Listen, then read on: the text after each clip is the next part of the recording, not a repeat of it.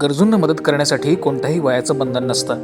तुमच्याकडे समाजाप्रती असलेल्या कर्तव्याची जाणीव असेल तर नक्कीच एका आदर्श समाजाची निर्मिती होत असते. याचं उत्तम उदाहरण म्हणजे कोल्हापूर सुभाषनगर येथील तरुण. या तरुणांनी गरजवंतांना मदत करण्यासाठी डीएम फाउंडेशनची सुरुवात केली. ज्या वयात लोक खेळ, मौजमजा, चैनी करण्यात मग्न असतात, त्याच वयात हे तरुण समाजाप्रती असलेल्या आपुलकीचं दर्शन देत आहेत. 2018 साली दानिश मनीर या तरुणानं दानिश मनीर फाउंडेशनची सुरुवात केली.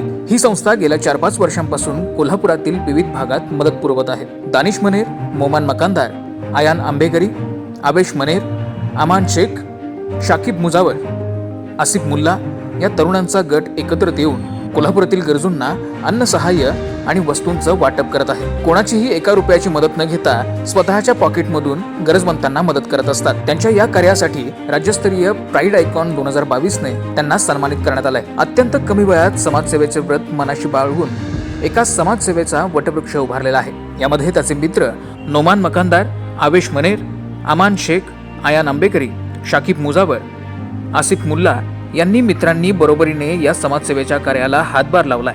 गोरगरिबांना स्वखर्चातून दर आठवड्यातून 2 दिवस नाश्त्याचे ते वाटप करत असतात. मागील वर्षीच्या कोरोना काळात लोक बाहेर पडायला घाबरायचे. त्यावेळी हे तरुण स्वतःची पर्वा न करता बाहेर पडून अन्नदान करत होते. आपलं कार्य हे अन्नदानापुरतं मर्यादित न ठेवता पावसाळ्यामध्ये छत्र्यांपासून ते भर थंडीत रस्त्यावर राहणाऱ्या ब्लँकेटचे वाटप देखील त्यांनी केलंय. अशा या दातृत्वाचं उत्तम उदाहरण ठरलेल्या या तरुणांना गरज आहे ती लोकांच्या पाठिंब्याची. त्यांनी केलेल्या कामाबद्दल नागरिकांकडून कौतुकाची थापही दिली जाते. डीएम फाउंडेशन म्हणून नावाने गेले 3-4 वर्ष कार्यरत आहे आणि आज जे त्यांनी काम सुरू केलेलं आहे ते फार कौतुकास्पद आहे. आणि त्यांचं जे काम आता जे तरुण पिढी आहे ते घेण्यासारखं आहे. म्हणजे काय असेल थंड किंवा थंडीचं वातावरण किंवा पावसाचं वातावरण किंवा कोणाला भूक लागली किंवा कोणाला छत पाहिजे तर या डीएम फाउंडेशननं केलेलं आहे. त्या लॉकडाऊन काळात जे आहे एक भाऊ सगळ्या भावाला 10 रुपयाची मदत करत नव्हता, परंतु ही तरुण पिढी जी आहे आपल्या घरातून थोडे थोडे पैसे गोळा करून आपल्या आईवडिला करून जे बी खर्चाला पैसे मिळत होते त्यातून पैसे जमवून जे आहे प्रत्येक घरात जाऊन त्यांनी अन्न धान्य पुरवलेलं होतं. आणि सगळ्या या कोल्हापूर शहराला मी माहीत आहे की या तरुण पिढीने जे आहे जे कार्य केलेलं आहे ते कुणाला दाखवता नाही करत.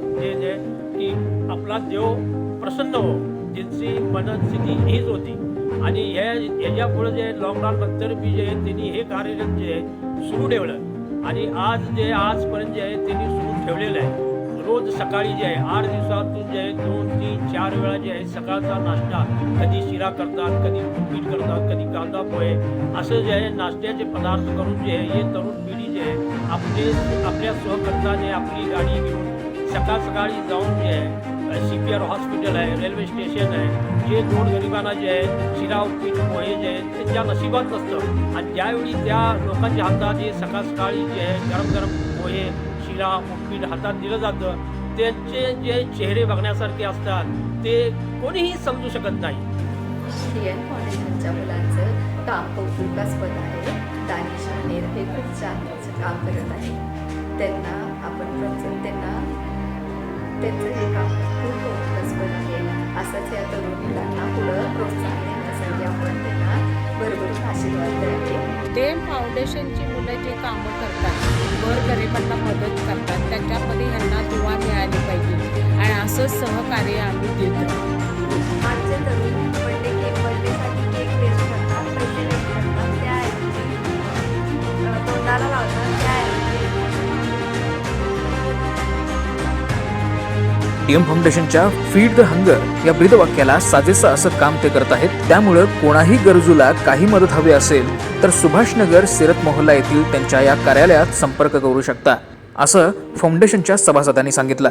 गोरगरिबांना कुठंही कधीही मदत हवी असेल तर आम्ही सदैव 24 तास तुमच्यासाठी हजर आहोत. तर आम्हाला संपर्क साधण्यासाठी सुभाषनगर सिरत मोहल्ला येथे यावे. दानिश मनेर आणि त्यांचे मित्र दातृत्व गुण जपत प्रत्येकाला आपुलकीने मदत करण्याची कोल्हापूरची परंपरा खऱ्या अर्थाने जपत आहेत, हे मात्र नक्की.